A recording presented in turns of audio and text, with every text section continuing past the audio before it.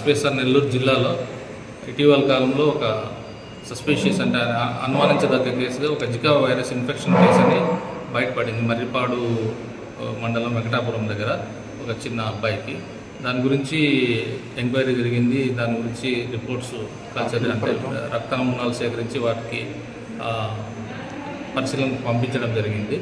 ఈ నేపథ్యంలో గవర్నమెంట్ సర్వజన వైద్యశాల నెల్లూరులో కూడా ముందు జాగ్రత్త చర్యగా ఒకవేళ ఇట్లాంటి Zika virus infection positivity cases అక్కడికి ఏమైనా నిర్ధారణ అయితే టెర్షరీ కేర్ కింద ఇక్కడికి రావడం జరిగే అవకాశం ఉంటుంది. కాబట్టి ముందు జాగ్రత్త చర్యగా ఇక్కడ ఒక జికా వైరస్ సంబంధించిన ఐసోలేషన్ వార్డ్ అంటే ఇది it's not an isolation ward.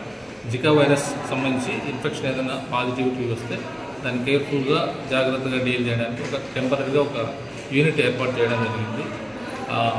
వాటికి సంబంధించి ఆక్సిజన్ సప్లై ఉండడం కానీ, వెంటిలేటర్స్ కానీ, తగిన మందులు అంటే సిమ్టమాటిక్ మేనేజ్మెంట్ అయినా కూడా లక్షణాన్ని బట్టి చికిత్స అనే విధానంలో కూడా దీనికి ట్రీట్మెంట్ ఇవ్వడానికి ఇక్కడ ఏర్పాట్లు చేయడం జరిగింది. అలాగే దీనికోసం అవసరమైతే నర్సింగ్ సిబ్బందిని కూడా అదనంగా ఇవ్వడానికి ప్లాన్ చేయడం జరిగింది. అలాగే దీని వ్యాధి నిర్ధారణకు ఫాలోఅప్కు సంబంధించి మైక్రోబయాలజీ డిపార్ట్మెంట్కు ఇన్స్ట్రక్షన్స్ ఇవ్వడం జరిగింది. దాంట్లో భాగంగా రక్తం సేకరించి నమూనాలు సస్పిషియస్ కేసు ఏదైనా వస్తే దాంట్లో పీసీఆర్ అంటారు, ఆ టెస్ట్ను పంపించడానికి చెన్నై కానీ లేదా national institute of virology Pune కానీ పంపించడం జరుగుతుంది.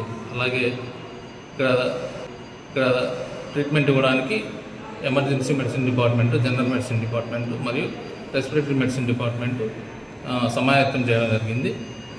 ఒకవేళ పేషెంట్ అలాంటి కేసు ఏదైనా నిర్ధారణ అయినా ఇక్కడికి వచ్చినా దాన్ని సమర్థవంతంగా ఎదుర్కోవడానికి సరైన ఏర్పాట్లు, తగిన ఏర్పాట్లు సర్వజన వైద్యశాలలో ఈ పల్మనాలజీ డిపార్ట్మెంట్ ఐసీయూ కేర్లో ఏర్పాటు చేయడం జరిగింది. Okay sir.